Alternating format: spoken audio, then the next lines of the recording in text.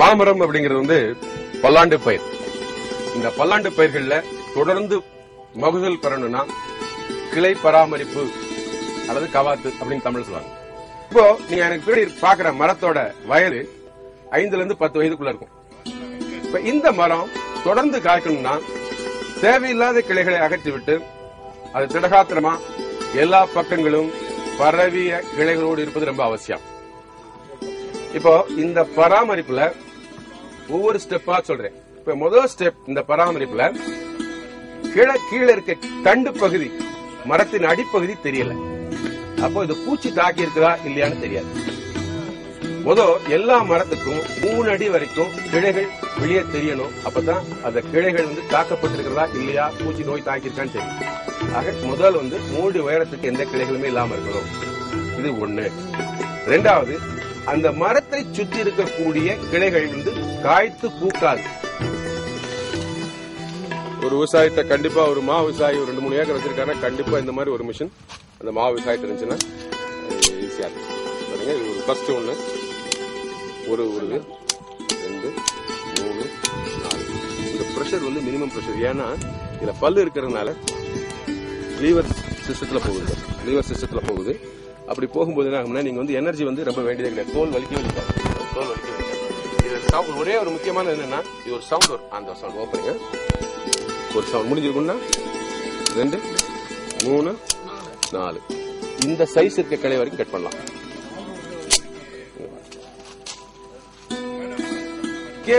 தேவையான உணவுச்சத்து அவசியம். அந்த உணவுச்சத்து குறைவான எண்ணிக்கையில பூக்கள் இருக்கும் போதுதான் நல்ல பூக்கள் வெளியே வரும். நிறைய எண்ணிக்கை இருந்துச்சுன்னா பூக்கள் வராது. அப்ப ஆட்டோமேட்டிக்கா வந்து பூ வந்து பிரயோஜனம் இல்லாம போயிடும். அப்போ இந்த மரத்துல ஒரு 250 பூங்கொத்துக்கள் இருந்ததுன்னா ஒரு 250 காய் கிடைக்கும்னா நல்ல மகசூல் கிடைக்கும். அதுலயே 250 பூங்கொத்துக்கள் இருந்து அந்த பூங்கொத்துக்கள் நல்லா இல்லைன்னா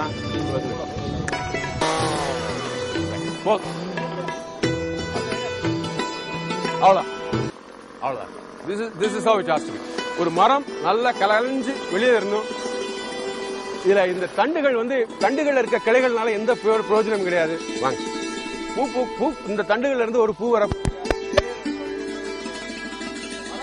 கிளையில இருந்து 2 காய் வச்சுன்னா 1000 காய் 350 கிலோ. இதுல எத்தனை பூ வருது அப்படிங்கறத பொறுத்து வெட்டுறதை பொறுத்து குறைஞ்சிட்டே இருக்கும். நான் அதிகமா வெட்டோம்னா 1000 பூக்கு பதிலா 600 பூ வந்துடும், 700 அது அப்படியே கொஞ்சம் கொஞ்சமா வந்துடும்.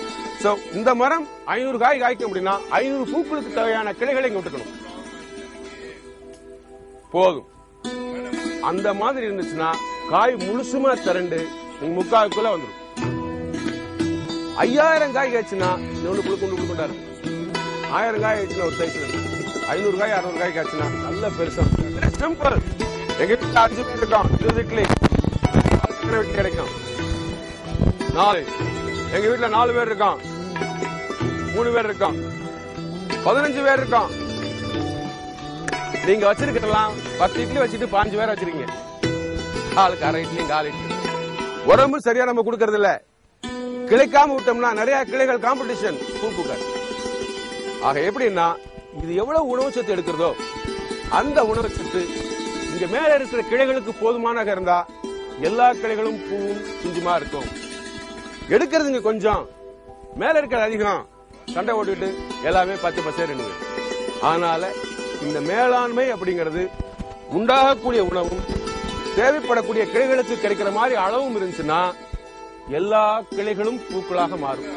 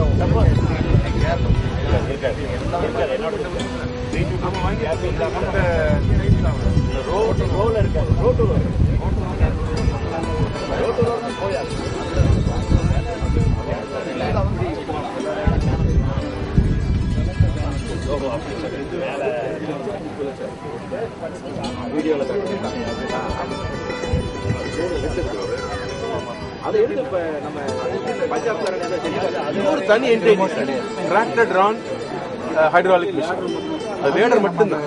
அதுல நீங்க எது வேணாலும் கொண்டு போகலாம். எல்லாமே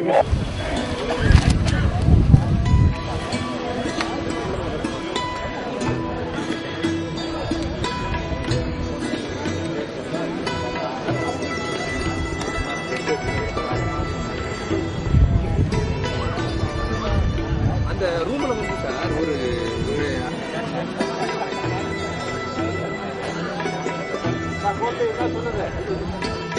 அந்த யூனிட் வந்து ஆப்ரேட் பண்ணி பேசலாம்.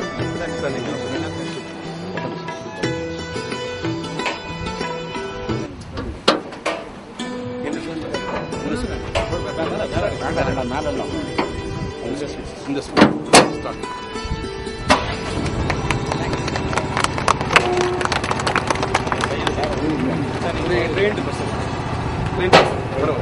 வந்துருவாங்க. அப்படியே இருக்கும்.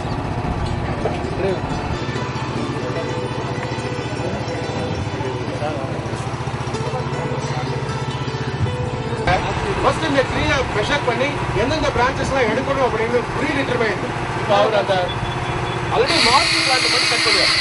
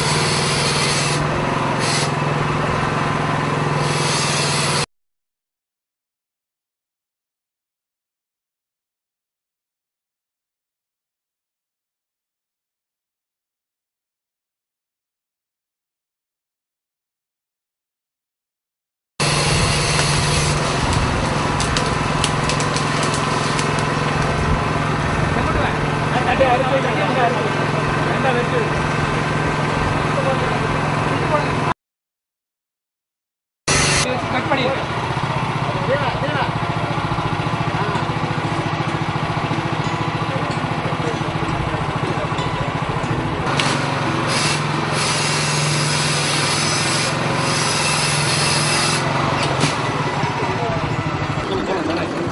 இது வந்து டிராக்டர் டிரான்.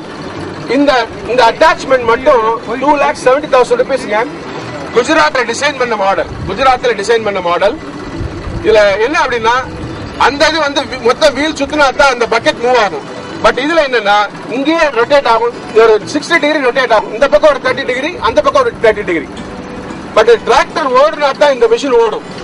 ஏன்னா இந்த ஹைட்ராலிக் ஒர்க் பண்றதுக்கு டிராக்டர் ஓட ஆகணும்.